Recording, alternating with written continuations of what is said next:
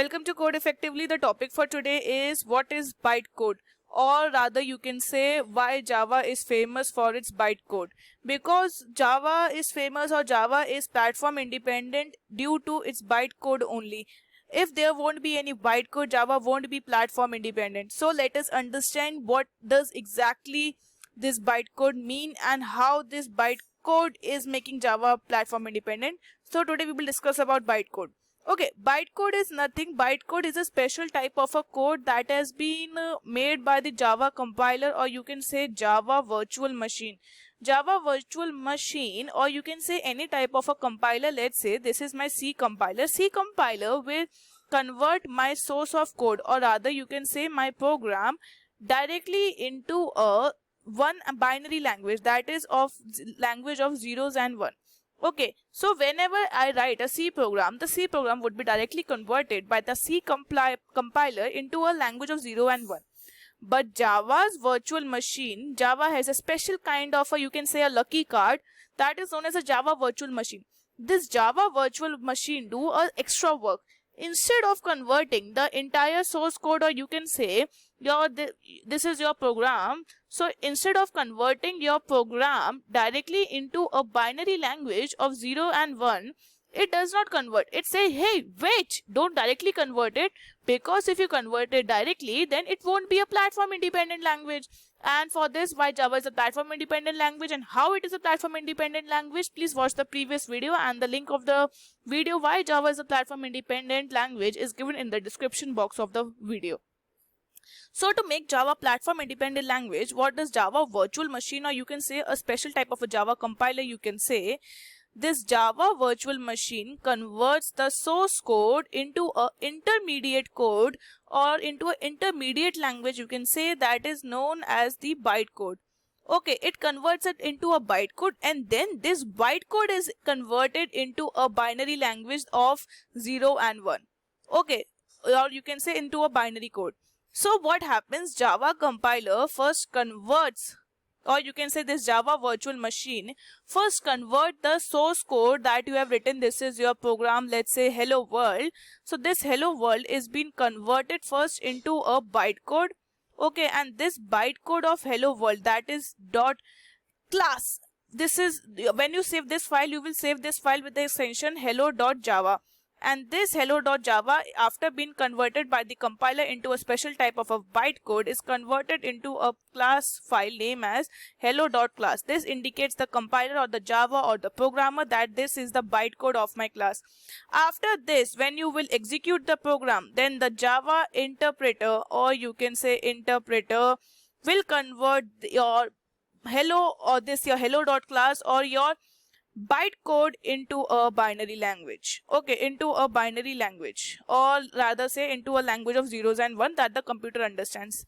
So this Java virtual machine is doing some special and extra work that is known as the bytecode. It is not converting the source code directly into a binary code. It is doing one more thing, that is, first it is compiling the code into the bytecode, and after this bytecode is being interpreted by the compiler to the binary code for executing. Okay, so this is what exactly the bytecode is. And bytecode, that's why the bytecode, every computer, or rather say, let me explain it to you in more detail. Let's say I am having few classes. Let's say here is my operating system, this is my Windows.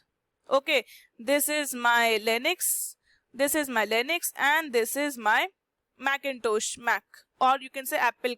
Okay, this is my Mac OS. Now this, if I want to just see, for example, if my hello.java program was being written in Windows, now I want to share to my friends who are working on Linux and Macintosh, then I don't have to give them this Java file. I can give them this hello.class file, because Linux will have a different Java compiler, because you will install the language. You have to install, you can't directly just start writing the program. You, for your computer also, when you have a Windows, you have to install a BlueJ IDE for writing your Java program, or you have to install a JRE 12, or you have to install Eclipse. You need, or you can use NetBeans. So you are just installing a program, or you are installing one of the runtime environment that are helping you to run the Java program and find the output. In the similar way, when your friend also will run a Java program, they will be needing any type of these machineries or these apps in order to run the Java program. So this they will have, like here, this will be the JVM for Windows 10. Linux will have their own JVM or own Java runtime environment for Linux, and Macintosh will have their own Java runtime environment and the Java virtual machine for their own Macintosh. So whenever you will give them this hello.class, whenever you will give your friend this hello.class file, you will not give the hello.java, because this is a source code. This has been written in Windows 10 and this won't work in Windows or in Macintosh or in Linux. So in order to make sure that your program is platform independent, you give your friends hello.class file. That is your this bytecode. You are giving your friends your bytecode. So what Java compiler will do, when you will give your hello.class, or rather say you will give your bytecode to your friend, the Java compiler or Java virtual machine of Linux operating system will convert this bytecode into the binary language, or you can say into the binary language of the Linux. Okay. In the similar way, when you will give your hello.class file to the Macintosh computer, this hello.class file, the Macintosh JVM will convert it into its own binary language of zeros and one. So this bytecode is helping Java to become a platform independent language in this way.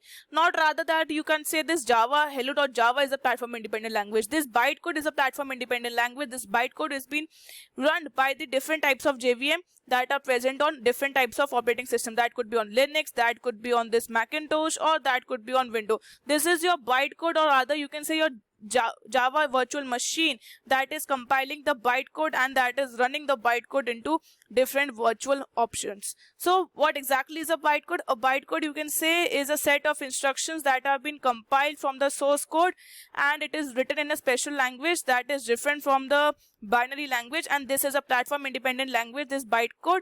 And this is bytecode is the only platform independent because it is not written in binary language, not in the source code. It is intermediate language, you can say. It has been done. And who writes this bytecode? Let me just tell you again for better understanding. This bytecode is being written by the Java compiler, or you can say this bytecode has been written by the JVM, or rather you can say Java virtual machine. Okay.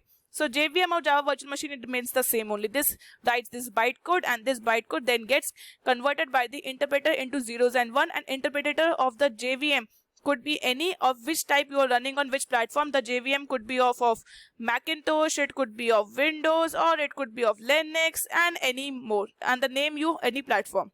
So hope you understand what is bytecode and how bytecode makes Java a platform independent language. Thank you for watching the video. If you watched the video and if you liked it, please go and subscribe to the Code Effectively channel.